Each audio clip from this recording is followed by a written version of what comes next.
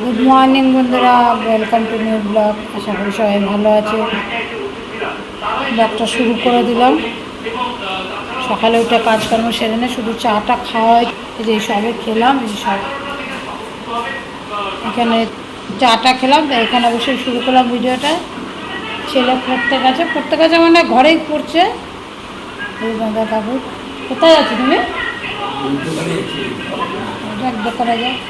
আমি চালটা ভিজিয়েছি, কি রান্না করবো জানি না, দেখি। ডাল রান্না করে রাখা আছে, আর কিছু সবজি আছে ঘরে, অনেক সবজিগুলোকে খেয়ে শেষ করে তারপর মাছ মাংসের গল্প। অনেক সবজি রয়েছে, কী দিয়ে কী করি চলো দেখতে থাকো। তার মধ্যে যাবো আজকে এক জায়গায়, বেরোবো, যদি সম্ভব হয় তোমাদের সাথে শেয়ার করবো। একটা জিনিস দেখো বন্ধু, ওই ওপরে একটা প্রজাপতির মতো ওই যে দেখছো উঠছে, দেখতে পাচ্ছ কি লাইটের সামনে দিয়ে? সেইটাকে ধরার জন্যে উনি এখান থেকে যে চেয়ার থেকে টেবিল থেকে লাফ দিয়ে ওটাকে ধরার জন্য চেষ্টা করছে প্রজাপতিটাকে। ওই লাইটের কোনো প্রজাপতিটা উড়ে বসে আছে। কতবার তারা দিচ্ছি, কিছুই শুনছে না। নিচ থেকে লাফ দিচ্ছে টেবিল থেকে লাফ দিয়ে প্রজাপতিটাকে ধরার চেষ্টা করছে। ধরতে তো পারবে না, উল্টো ওই ব্যথা পায়, পড়ে যেতে পারে, পাটা ভেঙে যেতে পারে। কিন্তু তো লাফটা দেখাতে পারলাম না, এখন আর লাফাচ্ছে না। যদি সম্ভবভাবে দেখাবো, মানে বৃহৎসভাবে লাফাচ্ছে, ধরে রাখা যাচ্ছে না। আর একজন সে লাফাতে হাঁপিয়ে গিয়ে এখানে বসে রইল। আর একজন, তাহলে বন্ধুরা কী কী কোটা বাটা করলাম তোমাদের সাথে শেয়ার করি। ফ্রিজে যা ছিল সবজি, একটু ঝিঙে, পটল, কারকোল, একটু কুমড়ো, মানে হ্যাঁ যা ছিল, ডাটা, এই দেখো এই ফ্রিজ পুরো ফাঁকা করলাম। এই কিছু নেই, শুধু এই আমসত্ত্ব খেজুরগুলো প্যাকেট রয়েছে, আর একটু ভেন্ডি ছিল, ভেন্ডিটা আলাদা করে ভাজবো। এই দেখো ভেন্ডিটা ভাজবো, আর সমস্ত কিছু কেটে নিয়েছি এখানে, ঠিক আছে। যা অল্প অল্প করে ছিল, একটু কারকল ছিল, দুটো পটল ছিল, আর এই আমটা এনেছিলাম বন্ধুরা টক ডাল খাওয়ার জন্য, ফ্রিজে ছিল, সে পেকে গেছে। সে কেটেছি, এখন ধুয়ে রেখে দিই ফ্রিজে, এমনি খাওয়া যাবে, একদম পেকে গেছে। দেখো চালার দিকে ভাতে দেখো ফেনাও এসে গেছে। রান্না করি কি নিরামিষ তরকারিটা আজকে জমিয়ে রান্না করি, কষিয়ে জল ছাড়া। খুব ভালো লাগে পাঁচমিশালি তরকারিটা রান্না করতে। আর সবই তো ভালো ভালো জিনিস আছে, ঝিঙে আছে, কুমড়ো আছে, পটল আছে, তারপর ডাটা আছে, সেই মোটা মোটা ডাটাগুলো। চল রান্না করি গে বন্ধুরা। কী কী রান্না করলাম, রান্নাঘরে ফুল কমপ্লিট, রান্নাঘরও পরিষ্কার হয়ে গেছে। চলো তোমাদের দেখাই কী কী রান্না করলাম আজকে। এই দেখো ফ্রিজে যত রকম ছিল, ছোলাও ভেজানো ছিল, সকালে খাই যে, এটাতে নিরামিষ তরকারি, দারুণ টেস্ট হয়েছে। একটু চিনি আর ঘি দিয়েছি নামানোর আগে। পাঁচমিশালি তরকারি, এটা হচ্ছে পেঁয়াজ ভেন্ডি ভাজা, আর এটা হচ্ছে বন্ধুরা পেঁপে বটি। কালকে পেঁপেটা কেটে রেখেছিলাম, রান্না করা হয়নি, সেই পেঁপেটা বটি করেছি সর্ষে ফোড়ন দিয়ে। আর চলো রান্নাঘরে চলো।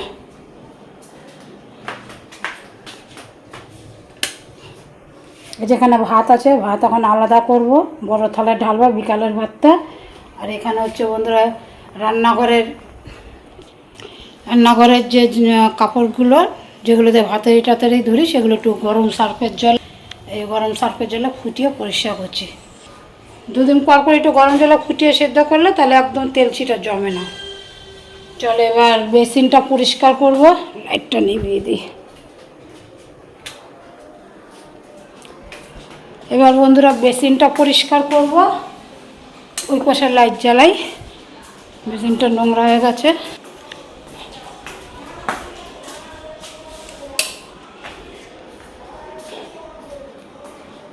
এই যে বেসিনটা ধোবো এখন, চলো ধুয়ে নিই, এক হাতে তো হবে না, ধুয়ে নিই। কাজকর্ম হয়ে গেছে, ঘরটা ঝাড় দিয়ে নেই, ঝাড় দিয়ে মুছে নেই, ঝাড়টা তো দেই। ঘরটা ঝাড় দিয়ে বেসিন ধোয়া হয়ে গেছে, ঘর ঝাড় দিয়ে মুছে চান করে আসবো। রান্নাঘরা কমপ্লিট। এবার তুই চলে যাবে চান করতে, কথা অবদ্ধ হবি না।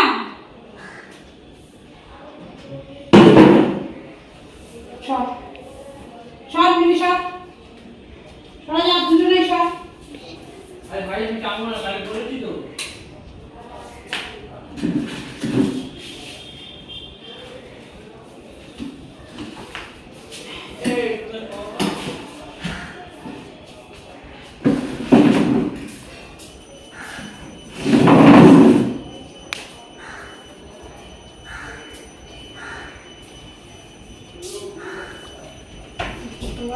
না একটু ঘর যা দিতে পারিস না, দিস না, পারিস কি দিস না, ঘর মুছে দিস।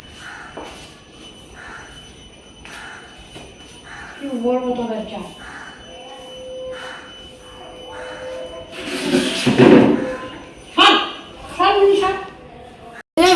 শুকনো জিনিসগুলো ভিজবে, তুলে দেয় এখন আমি দেখো আমাদের এই গাছটা টপটা ভেঙে পড়ে গেছে, দুদিন আগে ঝড় হলো, ঝড়ে পড়ে ভেঙে গেছে। এখন এটাকে ঠিক করতে হবে। এই আর একটা টপ ছিল ভিতরে, এই টপটার মধ্যে একে ট্রান্সফার করে দিই। কোনোদিন এত ঝড় পড়েনি, কী করে করলো আমি বুঝতে পারছি না। আর একটু মাটি দিতে হবে, ধর একটু এবারে দূর থেকে ধর। কত বড় গাছটা দেখেছিস?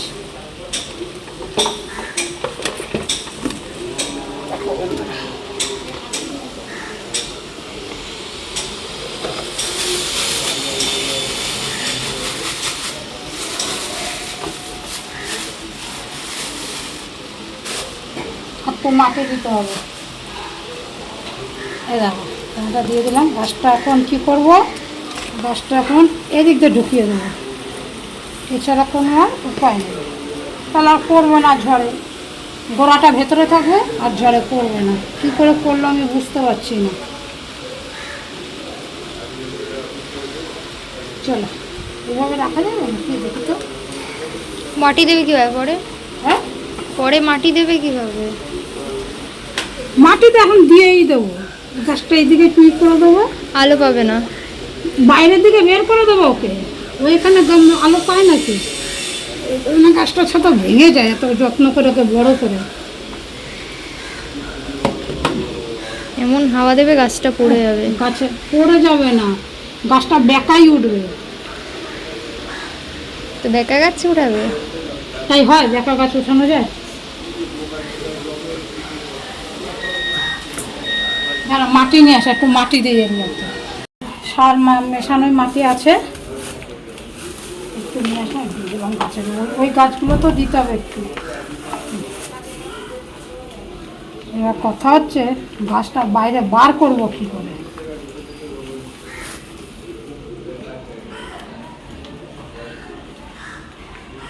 দেখি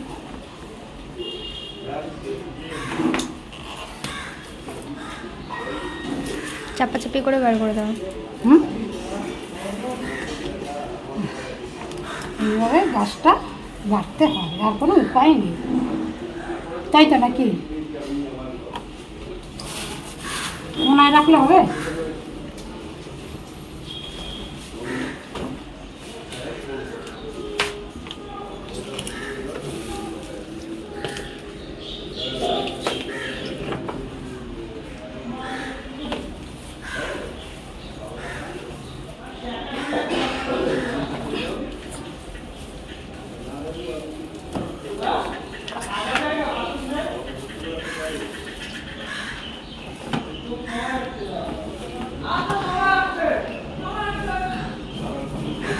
কি বলো?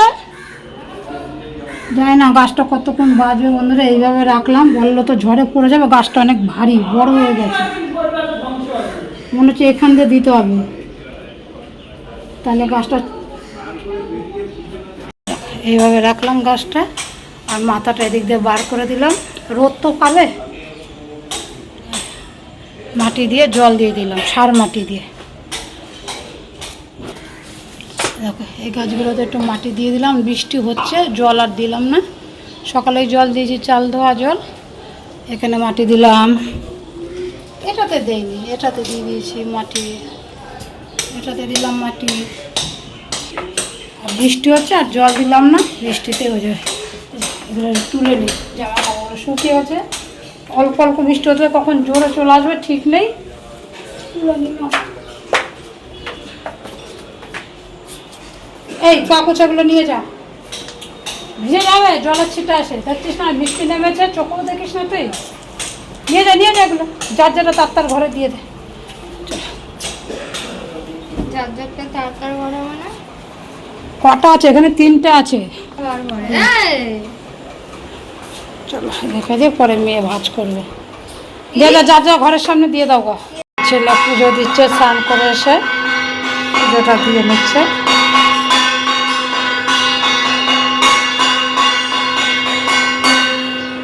স্নান হয়ে গেছে, পুজো হয়ে গেল।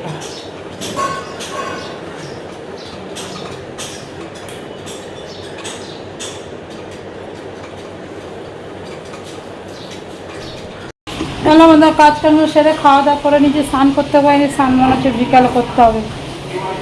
কেন কাজ করছে, ইলেকট্রিকের কাজ করছে তো ঘরে, তাই স্নান করতে পারলাম না। আজকে ওই রাত্রিরেই স্নান করতে হবে সন্ধ্যার সময়। ইলেকট্রিকের কাজ করছে, কী করছে দেখি গিয়ে। আমি প্রকাশ্যে বললাম যে আমি ওনাকে স্ট্যান্ডিং ওভেশন দেবো না বলে যাই, তো হয়তো অনেকেও স্ট্যান্ডিং ওভেশন, ইলেকট্রিকের কাজ চলছে। স্ট্যান্ডিং ওভেশনটা অনেকের মধ্যে খোঁজ নিয়ে দেখুন স্ট্যান্ডিং ওভেশনটা নিয়ে রিয়াকশন কি। জল্পনার কথা, সেই জল্পনার কথা কি আপনার কাছে?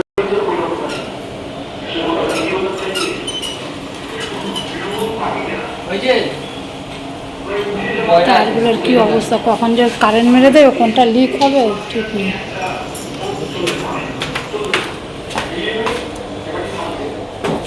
বন্ধুরা নালিশ আসলো, যে স্নান টান করার সময় নালিশ আসলো, ওই ঘরে ছেলে কিছু করছে, কি করছে আমি জানি না, কি করেছে চলো তোমরাও চলো, আমি দেখিনি। একবার দেখে গেছি কিন্তু ওরে বাবা রে, দেখো বলদের কাজ দেখো। এটা করার ওর মানেটা কি বলো তো? খাটটা এইদিকে নিয়ে আসলো, যাবে কিভাবে এইটুকানি স্পেসে?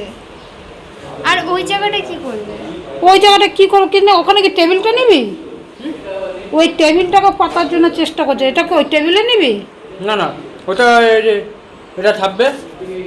দেখি দাঁড়াও, আগে দেখে নি আমার ছেলে কি করতে চাইছে। দেখো মাছ ঘরের মধ্যে খাটটা রেখে দিয়েছে, আসা যাওয়ার জায়গাই নেই। এখানে থাকবে, আর জামা কাপড় ওখানে বেকার নিচে নামতে হবে, কোমর ব্যথা হবে, জামা কাপড়টা এখানে থাকবে। কোন জামা কাপড়টা?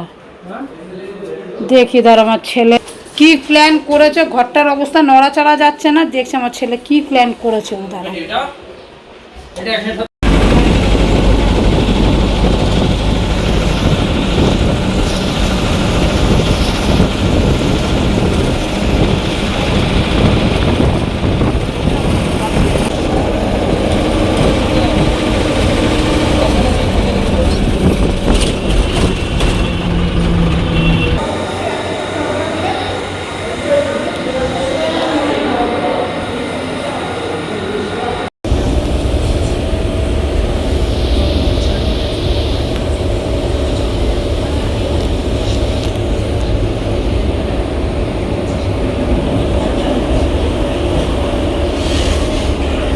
এই দেখো বন্ধুরা, ছেলে এগুলো এগুলো ঠিক করতে করতে তো চলে গেছে, তোমাদের আর দেখানো হয়নি। এই দেখো সর বাবু, এই যে দরজাতে ঢুকে এই আলমারিগুলো এখানটায় ছিল, তাহলে এখানে খাটটা এইভাবে লম্বাভাবে ছিল, এই যেইভাবে আছে এইভাবে ছিল খাটটা। তো দেখো এক পাশে জায়গা নেই, এই দরজাতে ঢুকে, এই যে দরজা এখান থেকে ঢুকে এইটুকু হচ্ছে জায়গা। এই হচ্ছে ঘরের কীর্তনটা করেছে। দেখো ওখানে টেবিলটা আসলে ওই জায়গাটা কম্পিউটার রাখবে, এইভাবে থাকলে না খাটের এই উঁচু দিকটা থাকতো, তো ওর অসুবিধা হতো। ওর মতো ও করেছে, ওর ঘর ওর গুছিয়ে নিয়েছে। আর এর বইয়ের এইটা হচ্ছে বইয়ের আলমারি এখানে রেখেছে, আর ওর জামা কাপড় আলমারি ওখানে রেখেছে। ওর ঘর ওর মতো ও গুছিয়ে নিয়েছে। কি বলবো বলো তো, আমার মাথাতেই ঢোকে না ঘর গুছিয়েছে কীরকমভাবে, ওই জানে।